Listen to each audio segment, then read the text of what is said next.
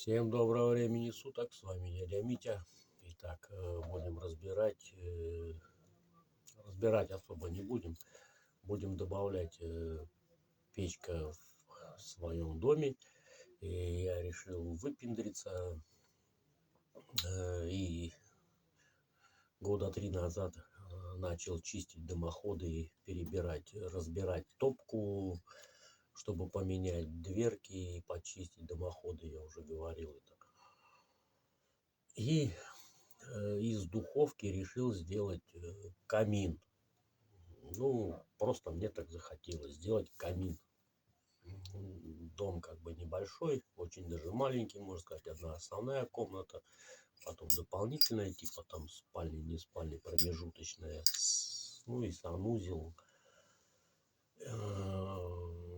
Разные видов печки есть, там русская печка, потом трехрядки, пятирядки, и все это в зависимости от дома, от масштаба. То есть чем больше дом, тем желательно, чтобы печка была больше, то есть ходов было больше. И стояла она посередине дома, то есть каждая стенка печки выходила на каждую комнату, там спальня, зал, это.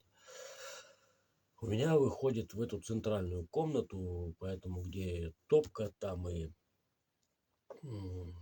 духовка. Я не видел, чтобы пользовались духовкой как духовкой. То есть там стряпали пирожки, хлеб, то все. Она просто была как дополнительная теплоотдача, теплообменник.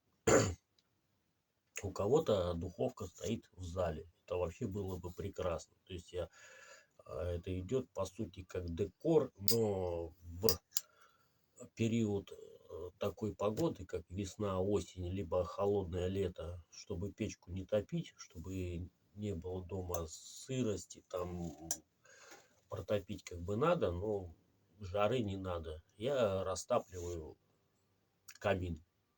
Вот то, что я сделал, я растапливаю. Работает, ну и романтик, и туда-сюда, и красиво. И это главное, что дрова использовать такие, как плодовые,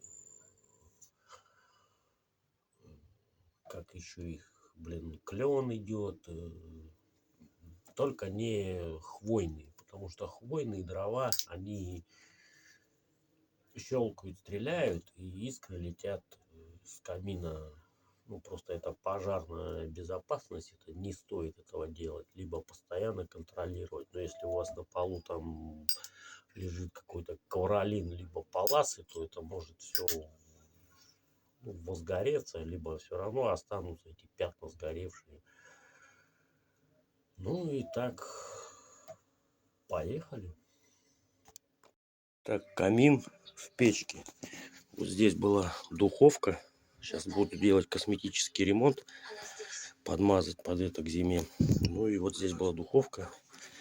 Я ее переделал.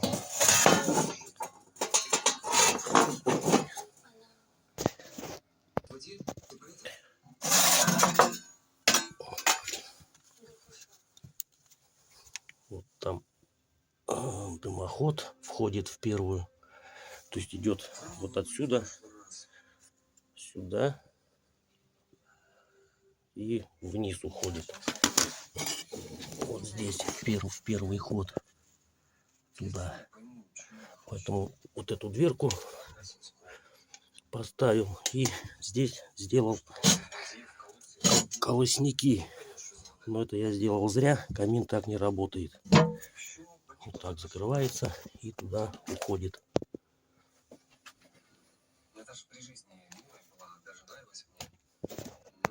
Вот он, вот в печке косметический ремонт делаю. Камин надо маленько облагородить. Косметического ремонта сделано. Вот утварь висит такая вот. Покрасил дверки. Завтра будет побелка. Но у нас не это, а мы рассматриваем камин. Сейчас растопим и посмотрим. У нас же сейчас занятия идут в школе. Ну да, конечно. Это что ж, получается, звонить ей тоже не имеет смысла? Мы запрещаем детям брать на учебу с собой мобильный, это правда. Ну, да-да-да, конечно, Маша меня предупреждала. Ну, как же неудобно получилось. Вы можете подождать. Всего лишь 40 минут.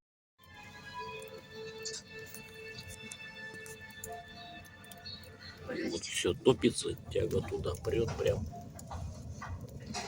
Я вас слушаю. Вы не против, если я вас обыщу? Зачем? Хочу убедиться, что у вас нет подслушивающих устройств. Пожалуйста. Если вы насмотрелись шпионских фильмов.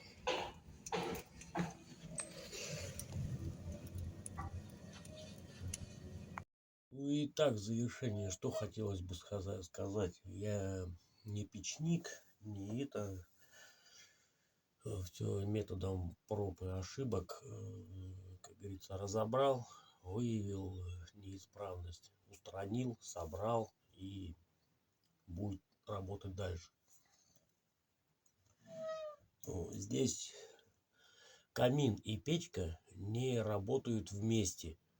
Единственное мое, то, что я не учел, работает либо камин, либо печка. Либо вот в это межсезонье момент камина работы.